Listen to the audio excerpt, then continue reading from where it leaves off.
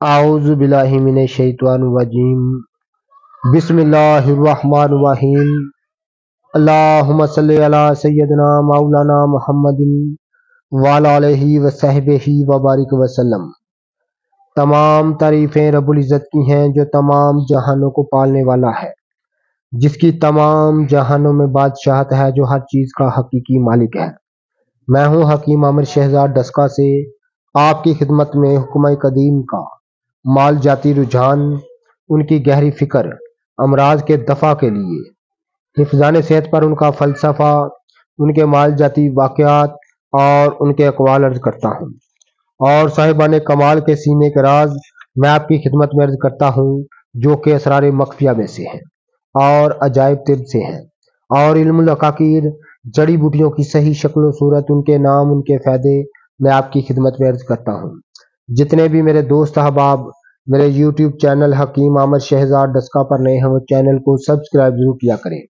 ناظرین کرام، آج ہم قدرت کے ایک خزانے پر بات کریں گے جو کہ رب العزت نے اس کرہ ارض پر جس کو بکھیرا ہے، اور جو کہ انسانی ساخت کے لیے یعنی انسانی بدن کے لیے ایک مفید ترین دوا کے طور پر ایک نباتات کی قسم ہے، جس کو چرائتا کہتے ہیں۔ ناظرین، مختصر سا میں تعارف آپ کی خدمت میں اس کا کراؤں گا، اور مختصر سے فعال و خواص آپ کی خدمت میں عرض کروں گا۔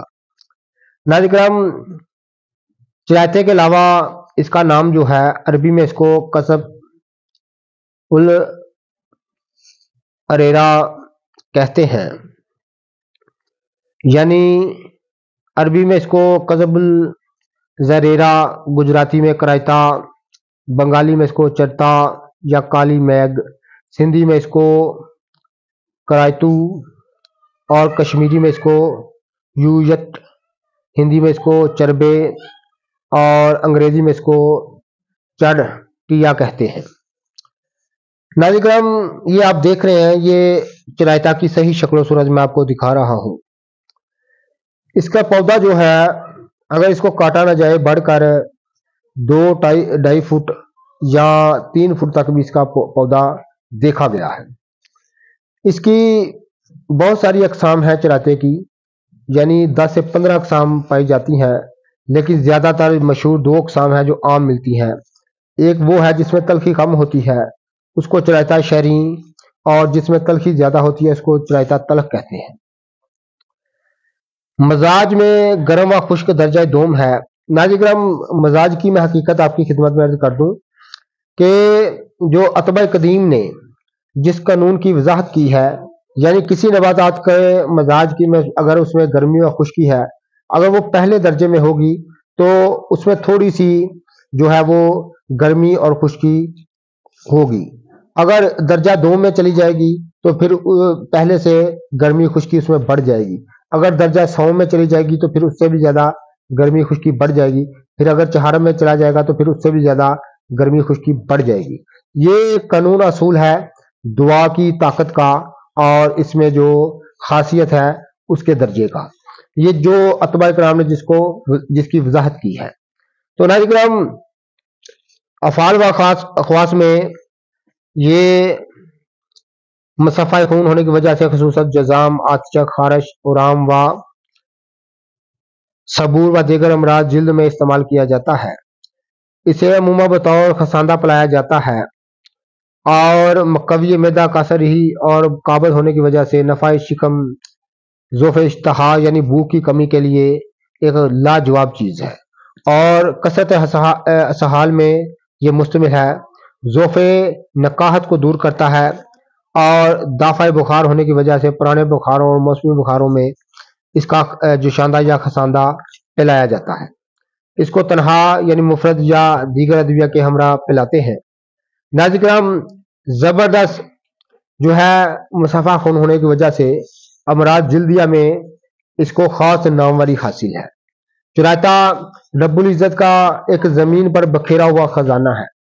یہ تمام نباتات جو رب العزت نے پیدا فرمائی ہیں، ان کی رنگ روپ، ان کی کھال ڈال، ان کی شکل و صورت بالکل ایک دوسرے سے مختلف ہے، اور جس طرح ان کی کھال ڈال، شکل و صورت بالکل ایک دوسرے سے مختلف ہے، اسی طرح ان کے فعال و خواص بالکل ایک دوسرے سے مختلف ہیں، لیکن ہمارے پاس ان خزانوں کی چابی نہیں ہے۔ یعنی یہ تمام موتی ہیں، لیکن ہر موتی کا رنگ جدا ہے، ہر موتی کا فعال و خواص جدا ہے، لیکن ہمارے پاس چابی نہیں ہے۔ ہم ان خزانوں کو نہیں دیکھ سکتے، ان سے فائدہ حاصل نہیں کر سکتے، کیونکہ ہمارے پاس علم نہیں ہے۔ تو ناظرین کرام، یہ رب العزت کا زمین پر بکھیرے ہوئے خزانے ہیں۔ جب رب العزت نے ان چیزوں کو پیدا فرمایا ہے تو اپنی شان کے مطابق پیدا فرمایا ہے، تو کسی چیز میں بھی رب العزت نے کمی نہیں چھوڑی، لیکن ہمیں استعمال کرانا نہیں آتا، ہمیں استعمال کرنا نہیں آتا، ہم ان چیزوں کے متعلق جانتے نہیں، پہچانتے نہیں، ہمارے پاس علم کی بہت ہی کمی ہے۔ تو ناظرین کرام، یہ قدیم ترین دعا کے طور پر اس کو استعمال کیا جاتا ہے قدیم زمانے میں، اور قدیم ثقافت کے ساتھ یہ تمام چیزیں جڑی ہوئی تھی، لیکن آج ہم زمانے کی جدت کے دھوکے میں آ کر ان تمام چیزوں سے دور ہو گئے اور ان چیزوں سے ہم نے منہ موڑ لیا۔ آج ہم بہت سارے امراض میں دو چار ہیں، اور یہ تمام زمانے کی جدت کے دھوکے کا نتیجہ ہے۔ ہماری نئی نسلیں ان کے فعال و خواص کے ان کے نام تک نہیں جانتی، ان کی شکل و صورت نہیں جانتی۔ آج آپ کسی سے بھی جانیں کہ یہ بوٹی کون سی ہے، اس کے فعال و خواص کیا ہے، تو وہ اس کا نام تک نہیں جانتا۔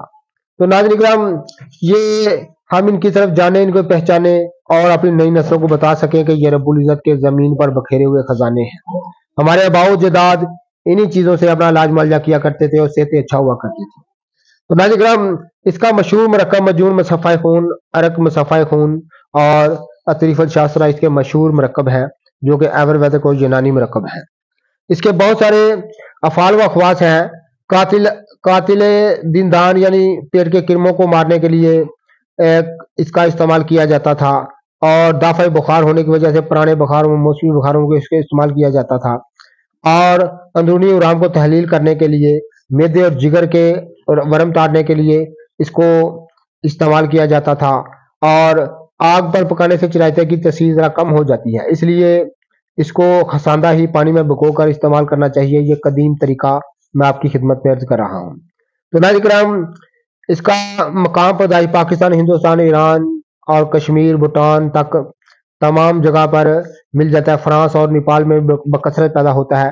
پاکستان کے ہندوستان کے اکثر جگہوں پر یہ پیدا ہوتا ہے، خودرو جنگلی طور پر، اور اکثر یہ مل جایا کرتا ہے۔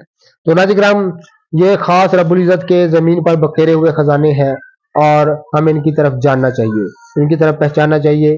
جتنے بھی میرے دوست احباب میری ویڈیو کو پذیرائی دیتے ہیں، ان کا بہت بہت شکریہ۔ اللہ حافظ۔